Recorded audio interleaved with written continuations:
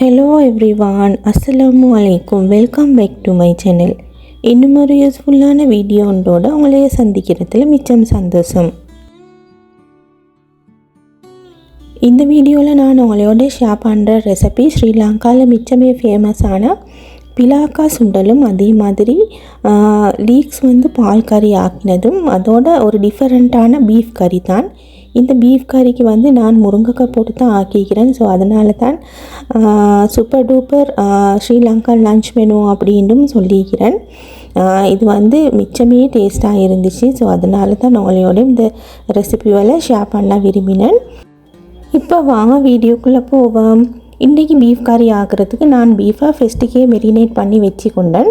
நான் இன்றைக்கி பீஃப் ஒரு 500 கிராம்ஸ் தான் எடுத்தேன். அதுக்கு மஞ்சத்தூள், அதோட மசாலா தூள், மிளகுத்தூள், உப்பு இதெல்லாம் போட்டு தான் நான் இந்த பீஃபை கொஞ்சம் நேரம் மெரினேட் பண்ணி வச்சேன். எனக்கு அன்றைய கொஞ்சம் நேரம் இருந்ததால் மெரினேட் பண்ணி வச்சேன். இதை மெரினேட் பண்ணி வைக்காட்டியும் பிரச்சனை இல்லை. ஆனால் முக்கியமாக இந்த மெரினேட் பண்ணின பீஃபுக்கு கொச்சிக்கத்தூள் ஆட் பண்ணப்படாது. இந்த பீஃப் கறி வளமையாக ஆக்கிற மாதிரி தான், நார்மலாக ஆக்கிற ஒரு பீஃப் கறி தான். ஆனாலும் இந்த பீஃப் கறிக்கு நான் எக்ஸ்ட்ராவாக முருங்கைக்காய் சேர்த்து தான் இந்த பீஃப் கறியை அன்றைக்கு குக் பண்ணி எடுத்தேன். அவ்வளோ டேஸ்ட்டாக இருக்கும் இப்படி முருங்கைக்காய் போட்டு பீஃப் கறி ஆக்கினா. இப்போ இந்த பீஃப் கறியை தாளிக்கிறதுக்கு வெங்காயம், தக்காளிக்கு அதோட இஞ்சி வெள்ளைப்பூட்டோட பட்டை, கிராம்பு, ஏலக்காய், அதோட பச்சை கொச்சக்காய் இதெல்லாம் நல்லா தட்டி எடுத்துக்கொள்ளணும். முக்கியமாக இந்த தட்டுறதுல சின்ன சீரகமும் போட்டு தான் நான் நல்லா தட்டி எடுத்துக்கொண்டேன். அப்போ இந்த பீஃப் கறி நல்லா வாசமாக டேஸ்ட்டாக இருக்கும். அதோடு இது கொஞ்சமாக கருவேப்பிலையும் நான் சேர்த்துக்கொண்டேன். ரொம்ப என்கிட்ட அன்றைக்கி ஈக்கல்ல, உங்கள்கிட்ட ரொம்ப இருந்தால் கட்டாயம் அதை சேர்த்துக்கோங்க.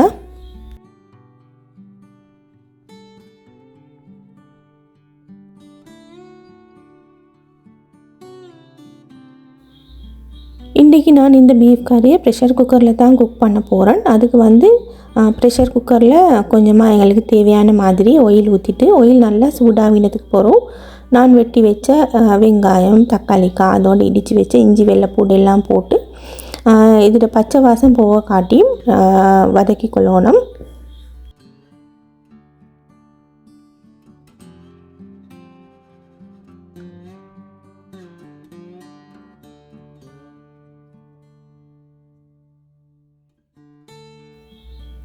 அதோட கொஞ்சமாக உளுவரிசியும் ஆட் பண்ணினேன். இந்த ஆயிலுக்கே உளுவரிசி ஆட் பண்ணினா நல்லா பாருங்கள். இப்போ இஞ்சி வெள்ளை போட்டுட பச்சை வாசம் நல்லா போயிட்டிருக்கி. இப்படி தான் வந்திக்கணும். வெங்காயமும் நல்லா ஒரு கோல்டன் ப்ரௌன் கலருக்கு வந்திக்கி. இந்த டைமில் தான் இந்த ஆயில்லையே இந்த பீஃப் கறிக்கு தேவையான கொச்சிக்கத்தூளையும் போட்டு கொஞ்சமாக மிக்ஸ் பண்ணினதுக்கு போகிறோம். மெரினேட் பண்ணி வச்ச பீஃபையும் போட்டு பீஃப் வேகிறதுக்கு தேவையான அளவு தண்ணியும் ஊற்றி வேக வைக்கணும். நான் இன்றைக்கி இதை ப்ரெஷர் குக்கரில் குக் பண்ணினதால் எனக்கு ஒரு 5 விசிலில் இந்த பீஃப் கறி இருந்துச்சு. கொச்சிக்கத்தூளை அந்த எண்ணெயிலேயே போட்டு கொஞ்சம் மிக்ஸ் கொடுத்ததுக்கு பிறகு இந்த மெரினேட் பண்ணின பீஃபை இந்த பீஃப் கறிக்கு போட்டு குக் பண்ணினா அந்த பீஃப் கறி நல்ல ஒரு கலராக கொடுக்கும். ஸோ அதனால தான் நான் அந்த ஆயிலேயே கொச்சிக்கத்தூளை போட்டேன். இப்போ ஒரு 5 விசிலில் பீஃப் நல்லா இருந்துச்சு. இப்போ நான் வெட்டி வச்ச முருங்கைக்காவையும் போட்டு கொஞ்சமாக தண்ணி பாலும் ஊற்றி ஒரு 4-5 நிமிஷம் வேக விட்டேன். இந்த பீஃப் கறியிலே அந்த முருங்கைக்காய் நல்லா வாரத்துக்கு பீஃப் நல்லா வெந்ததுக்கு பிறகு தான் முருங்கைக்காய் போடணும். நம்ம ஆரம்பத்தில் போட்டால் முருங்கைக்காய் எல்லாமே சும்மா கடைஞ்ச மாதிரி ஆவிடும். ஸோ அதனால தான் நான் இடையில் பீஃப் நல்லா வெந்ததுக்கு பிறகு முருங்கைக்காய் போட்டேன். பாருங்கள், முருங்கைக்காவும் நல்லா எண்ணெயெல்லாம் பிரிஞ்சிச்சு. லாஸ்ட்டாக அடுப்பை ஆஃப் பண்ணிவிட்டு கொஞ்சமாக மல்லி இலையும் ஆட் பண்ணினேன். நல்லா வாசமாக இருந்துச்சு இந்த பீஃப் கறி. நீங்களும் முருங்கைக்காய் வைக்கிற நேரம் பீஃப் கறியை இப்படி முருங்கைக்காய் போட்டு குக் பண்ணி பாருங்கள், அவ்வளோ டேஸ்ட்டாக இருக்கும். அடுத்ததாக லீக்ஸ் தான் பால் கறிக்கு ஆக்க போகிறேன். அதுக்கு லீக்ஸை சின்ன சின்னதாக வெட்டி அதுக்கு வெங்காயம், தக்காளிக்காய், பச்சை கொச்சிக்காய், கருவேப்பிலை, ரம்பை இருந்தால் ரம்பை ஆட் பண்ணிலும் என்கிட்ட அன்றைக்கி ரம்பை வைக்கலை. ஸோ அதனால் நான் ஆட் பண்ணிக்கொள்ளலை. இந்த லீக்ஸை நான் பால் கறிக்கு ஆக்கிறதால வெள்ளைப்பூடும் எட் பண்ணி கொண்டேன். வெள்ளைப்பூடும் கட்டாயம் எட் பண்ணினா இந்த பால் கறிக்கு ஆக்கிற லீக்ஸ் கறி நல்ல டேஸ்ட்டாக வரும்.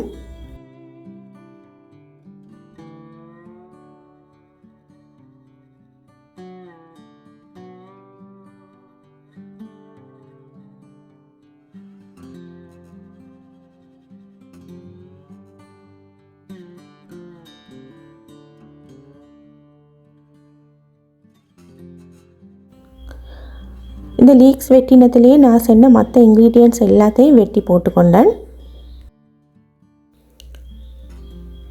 இப்போ ஒரு தாச்சியில் கொஞ்சமாக எண்ணெய் ஊற்றி எண்ணெய் நல்லா சூடாவினத்துக்கு போகிறோம். கடுகு கொஞ்சம் போட்டு கடுகு பொரிஞ்சு வர நேரத்தில் இந்த எண்ணெயிலேயே கொஞ்சமாக கொச்சிக்கத்தூளும் போடணும். கொச்சிக்கத்தூளை போடுறதுக்கு போகிறோம்.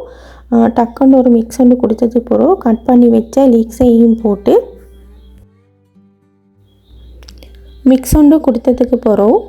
இந்த லீக்ஸுக்கு தேவையான உப்பையும் போட்டு கொஞ்சமாக மஞ்சத்தூளும் போட்டு இந்த எண்ணெயிலே இந்த லீக்ஸை நல்லா வதக்கிடணும்.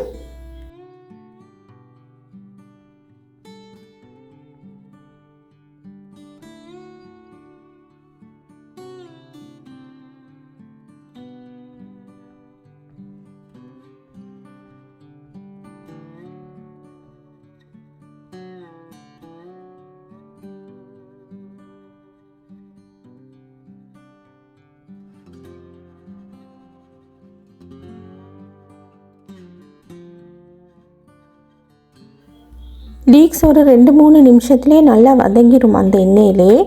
இந்த டைமில் நான் நல்லா திக்கான தேங்காய் பால், எங்களுக்கு கிரேவி எவ்வளோ தேவையோ அந்த அளவுக்கு திக்கான தேங்காய் பாலும் ஊற்றி ஒரு 2-3 நிமிஷம் கொதிக்க விட்டுட்டு அடுப்பை ஆஃப் பண்ணிட்டேன்.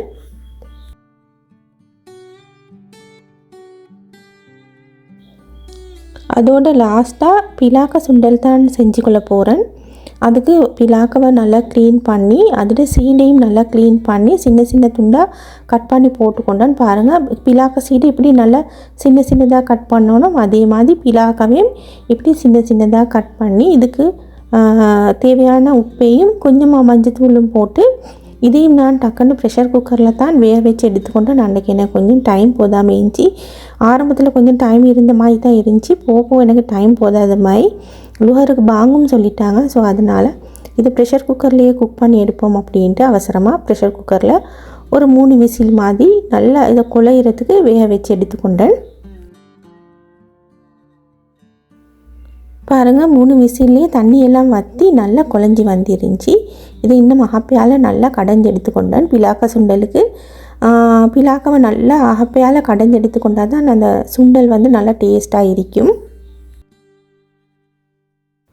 இன்றைக்கி இந்த பிலாக்க சுண்டலுக்கு நான் தேங்காவை நல்லா இடித்து தான் சேர்த்துக்கொள்ள போகிறேன். அதுக்கு மூட்டை குச்சிக்காய் ஒரு அரைப்பாதி போட்டுக்கொண்டால் நல்லா காரமாக இருந்துச்சு. அதோட வெள்ளைப்பூடு ஒன்றும் வெங்காயம் கொஞ்சம் ஒரு 4 ஒரு பாதியும் அதோட கொஞ்சமாக கருவேப்பிலையும் போட்டுக்கொண்டேன்.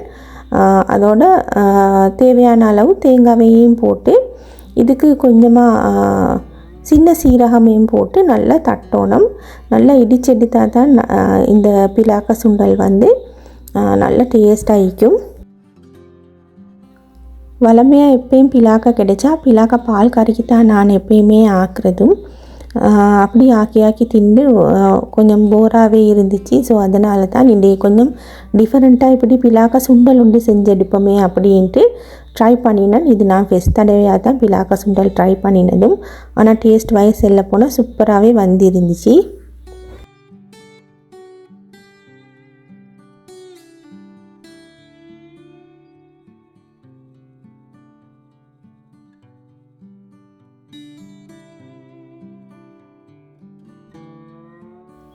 இப்போ ஒரு தாச்சியில் கொஞ்சமாக எண்ணெய் ஊற்றி எண்ணெய் கொஞ்சமாக சூடாவினத்துக்கு போகிறோம். ஒரு 2-3 காஞ்ச குச்சிக்காவை நான் 2-3 உடச்சி போட்டுக்கொண்டேன்.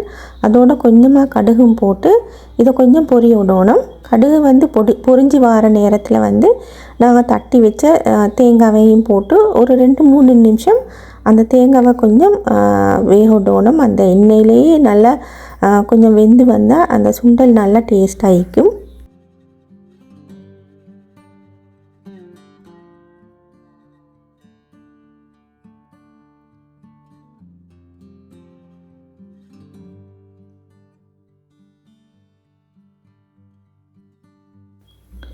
இப்போ 2-3 நிமிஷத்துக்கு போகிறோம் நாங்கள் வந்து வேக வச்சு நல்லா கடைஞ்சி வச்ச பிலாக்காவையும் போட்டு இது நல்லா மிக்ஸ் பண்ணோன்னா அந்த தேங்காயும் பிலாக்காவும் நல்லா மிக்ஸ் ஆகுறதுக்கு. அப்போ தான் இந்த பிலாக்கா சுண்டல் நல்லா டேஸ்ட்டாக வரும். தேங்காயும் பிலாக்காவும் நல்லா மிக்ஸ் ஆகினதுக்கு போகிறோம். இதையும் வந்து ஒரு 5 நிமிஷம் மாதிரி நல்லா குக் பண்ணோன்னா அந்த தேங்காய் பூவோடு அந்த பிலாக்காவும் நல்லா குக் ஆகுறதுக்கு.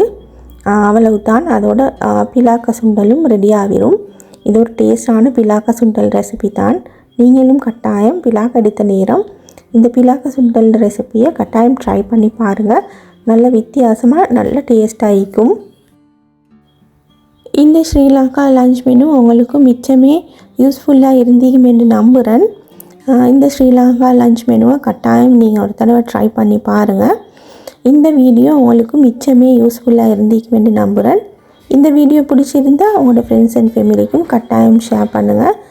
இன்ஷா அல்லாஹ் மீண்டும் இன்னொரு வீடியோ ஒன்றோட உங்களையே சந்திக்கும் வரை பாய் பாய்.